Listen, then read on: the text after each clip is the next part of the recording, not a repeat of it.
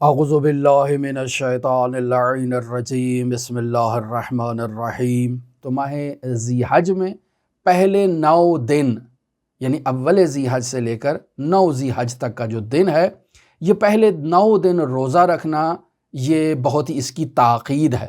مرحوم شیخ عباس قمی رحمۃ اللہ علیہ کتاب شریف مفاتیح الجنان میں حضرت امام موسیٰ کاظم علیہ السلام سے ایک روایت کو نقل کرتے ہیں کہ حضرت فرماتے ہیں کہ جو کوئی بھی ذی حج کے ان 9 دن میں روزہ رکھے گا تو اللہ اسے تمام عمر روزہ رکھنے کا ثواب عطا کرے گا۔ یعنی میں نے صرف 9 دن روزے رکھے ہیں، لیکن اللہ کے نزدیک یہ 9 دن صرف روزہ دار نہیں رہا ہوں، بلکہ تمام عمر جتنی بھی میری ہے میں اللہ کی بارگاہ میں اس عمر میں روزے دار رہا ہوں۔ اب بس اوقات انسان اس کو ایسے بھی ترجمہ کر سکتا ہے اور تشریح کر سکتا ہے کہ اس سے مراد یہ ہے کہ سال میں ایک دفعہ جو ہے وہ رمضان المبارک آتا ہے، تو شاید اس سے مراد یہ ہو کہ اگر ایک انسان کی 60 سال زندگی ہے تو گویا کہ 60 مہینے اس نے روزے رکھے ہیں، شاید یہ اس کا ایک مراد ہو۔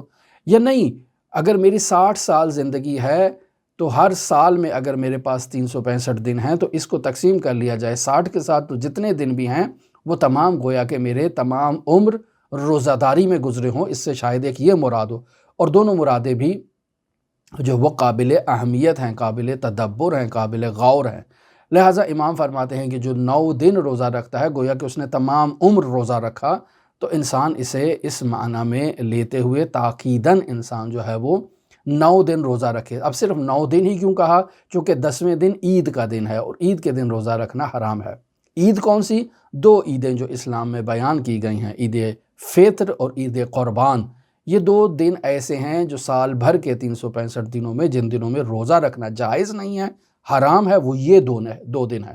باقی 10 محرم کے دن روزہ رکھنا جو ہے وہ چونکہ اسلام کے دشمن حضرت سید الشہداء علیہ آلاف و تحیت و ثنا کی شہادت پر خوشحالی منا رہے تھے، اور انہوں نے اس دن کے روزے کو عید کے طور پر، خوشی کے طور پر جو ہے وہ رکھا، لہٰذا اس دن صرف فاقہ ہے، روزہ جو ہے وہ حرام نہیں ہے، لیکن روزہ نہ رکھنے کی جو ہے وہ ترغیب دلائی گئی ہے تاکہ ان کی جو اس عمل ہے اس کی مخالفت کی جا سکے۔ پس اس اعتبار سے دیکھیں کہ سال میں صرف ہمارے پاس 2 دن روزہ رکھنا جائز نہیں ہے، ایک عید الفطر ہے اور ایک عید قربان ہے۔ پس اس اعتبار سے یہ کہا گیا ہے کہ پورا عشرہ روزے نہیں رکھنا، یعنی پورے 10 دن روزہ نہیں رکھنا ہے، بلکہ 9 دن روزہ رکھنا ہے۔ دعا گو ہیں خداوند متعال ہمیں ان معارف کو، ان مطالب کو سمجھنے کی توفیق عطا فرمائے اور ان پر عمل کرنے کی توفیق عطا فرمائے۔ ماہ ذی حج سے متعلق گفتگو ابھی جاری ہے، آپ دلچسپی رکھتے ہوں تو ہمارے ساتھ رہ سکتے ہیں۔